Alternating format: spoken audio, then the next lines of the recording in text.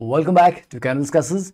चलिए स्टार्ट करते हैं आज का डिस्कशन। जेईई 2022 में जून अटेम्प्ट में एनवायरमेंटल केमिस्ट्री से क्या क्या क्वेश्चन पूछे गए थे। तो total based on the sources जो अवेलेबल हैं I could find 10 questions from this chapter. तो वो 10 क्वेश्चंस क्या हैं, let's quickly go through the solution of all the questions. देखिए फर्स्ट क्वेश्चन पूछा गया है द इफेक्ट ऑफ यूट्रोफिकेशन। तो आपको जो मैंने नोट्स और माइंडेड की सारे के सारे चैप्टर्स मतलब खास करके एनवायरमेंटल केमिस्ट्री के ऊपर ऑलरेडी मैं एमसीक्यू सेशन भी ले चुका हूँ, biomolecules environmental chemistry and polymer के ऊपर, एंड इसका शॉर्ट 13 मिनट्स में पूरे चैप्टर का रीकैप वीडियो भी अवेलेबल है। होम पेज पे जाइए, क्विक रीकैप वाली प्लेलिस्ट के ऊपर जाके तो आपको सारे के सारे वीडियोस मिल जाएंगे। ठीक है, तो वहाँ पर ये कॉन्सेप्ट ऑलरेडी एक्सप्लेन था। तो इफेक्ट ऑफ यूट्रोफिकेशन क्या होता है, the biodiversity of living organism decrease कर जाती है। व्हाई? बिकॉज यूट्रोफिकेशन में क्या होता है, ऑर्गेनिक या मिनरल एनरिच्ड वाटर बॉडीज जो है they support the growth of dense plant population. तो अगर प्लांट पॉपुलेशन की ग्रोथ होगी तो सारी ऑक्सीजन वहां पर कंज्यूम हो जाएगी, राइट। तो बाकी के ऑर्गेनिजम्स के लिए ऑक्सीजन अवेलेबल नहीं होगी, तो there will be depletion of oxygen, जिसकी वजह से बायोडाइवर्सिटी अफेक्ट होती है and this will kill the aquatic life. Okay, तो अच्छा क्वेश्चन था, simple, directly to the point, NCERT का क्वेश्चन। सेकंड क्वेश्चन देखिए, which has minimum role in the formation of photochemical smog. ये भी हमने कल के एमसीक्यू सेशन में भी ये किया था कि HCHO चलता है ना, फोटोकेमिकल स्मॉग की फॉर्मेशन के लिए काम है, और O3 फिर नाइट्रोजन के ऑक्साइड्स है ना, they are part of photochemical smog formation factors, but nitrogen gas N2 gas नहीं, ये नहीं है। Third question, which of the following is are correct.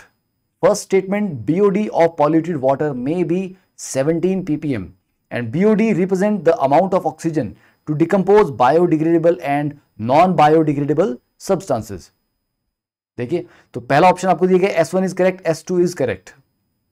क्या S2 करेक्ट है क्या? BOD का ये होता है कि amount of oxygen to decompose biodegradable and non biodegradable substances. No, that is wrong.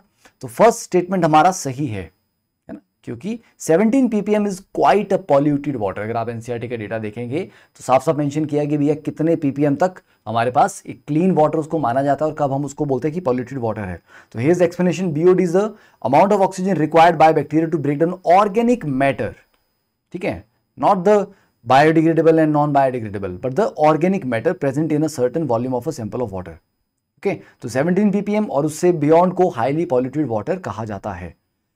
Fourth question, polar stratospheric clouds result in the formation of. Again NCERT से direct question है।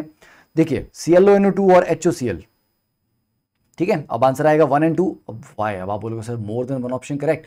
These questions are basically sourced from the memory of students. तो official paper अब तक नहीं available हुआ है, तो इसलिए एग्जैक्ट ऑप्शन क्या थी क्या नहीं थी उसके बेसिस पे आप बस आइडिया लगा लीजिए कि क्या क्या पूछा गया था। तो बिल्कुल सेम क्वेश्चन के रिपीट होने के चांसेस थोड़े से वैसे कम हो जाते हैं, बिल्कुल सेम क्वेश्चन, क्योंकि जेईई जून में ऐसा हुआ है कि ऑलमोस्ट मिलते जुलते क्वेश्चंस रिपीट हुए हैं, है ना। तो थोड़ा बहुत रिपीटेशन था डिफरेंट एग्जाम्स में, बट जुलाई के पेपर में जून के पेपर का रेपिटेशन तो नहीं होगा, but you get an idea के टफनेस ऑफ द पेपर, किस तरह की चीजें पूछ रहे हैं। तो एक एग्जामिनर का पैटर्न क्या है क्वेश्चन सेट करने का। देखिए, तो polar stratospheric clouds result in the formation of. अब इसमें आपको मैं बता रहा हूं, आंसर तो इसके इंपॉर्टेंट नहीं है। व्हाट इज इंपॉर्टेंट इज कि ये जो पोलर स्ट्रेटोस्फेरिक क्लाउड्स हैं, इसके जो 3-4 रिएक्शन एनसीईआरटी ने दिए हैं, जो मैंने अपने नोट्स में इंक्लूड भी किए हैं, please go through them properly, क्योंकि क्या रिएक्शन हो रहा है, क्या प्रोडक्ट बन रहे हैं, उनका कहां पर रोल है, दैट इज याद करने वाला पार्ट है। ठीक है, पूछा जा सकता है डायरेक्टली, और उसमें अगर आप लॉजिक लगाने लगेंगे तो फेल हो जाएंगे, तो आपको वो याद ही करना पड़ेगा।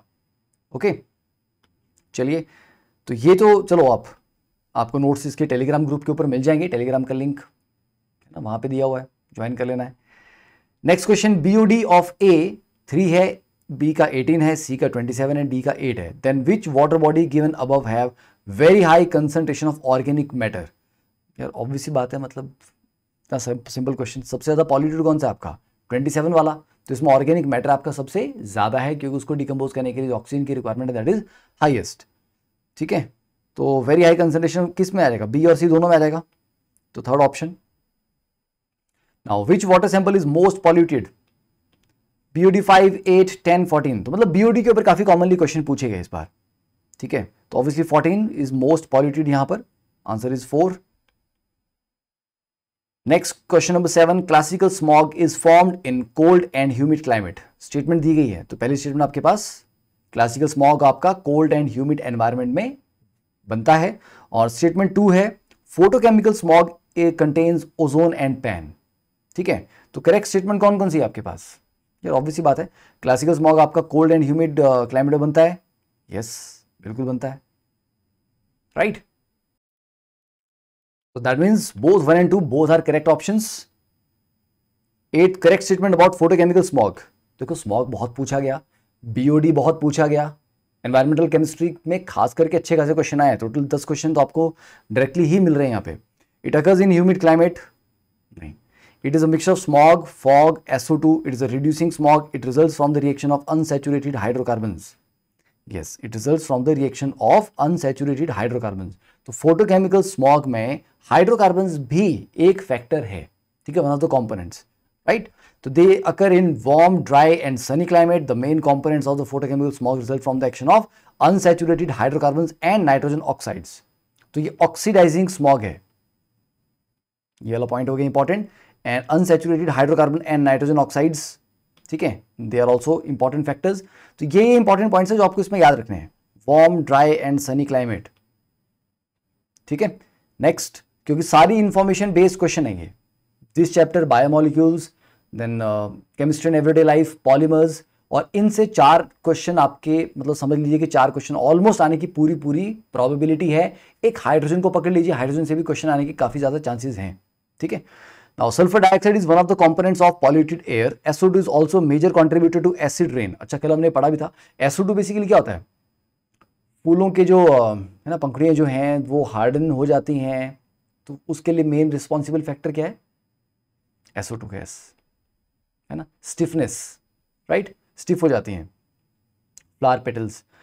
The correct and complete reaction to represent acid rain caused by SO2। तो SO2 बेसिकली पानी से कंबाइन करके क्या बनाता है, अल्टीमेटली H2SO4 बनाएगा, पहले ऑक्सीडाइज होगा वो, राइट। तो SO2 प्लस O2 आपका SO3 बनाता है, और ये SO3 पानी के साथ मिक्स होकर H2SO4 बनाता है, दिस वन।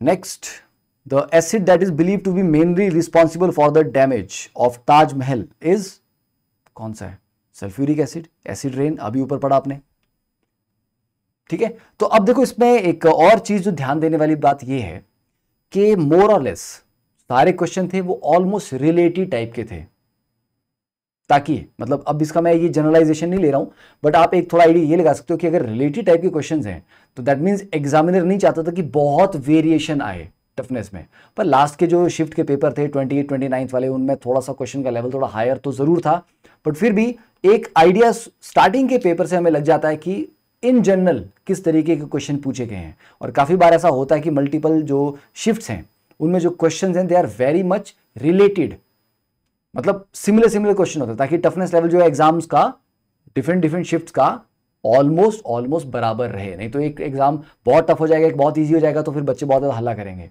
ठीक है। तो इससे आपको एक ये मैसेज मिलता है, ठीक है। चलिए, तो आई थिंक क्लियर हो गया। अब नेक्स्ट टॉपिक हम डिस्कस करेंगे केमिस्ट्री इन एवरीडे लाइफ में क्या क्या क्वेश्चन आए गए हैं फ्रॉम जेईई 2012 और जेईई 2022 जून अटेम्प्ट। चलिए, कीप स्माइलिंग, पॉजिटिव रहिए एग्जाम से पहले, ठीक है। It's all in your thoughts, positive thoughts रखिए, एंड यस विल स्कोर 99%, ठीक है। All the best, bye.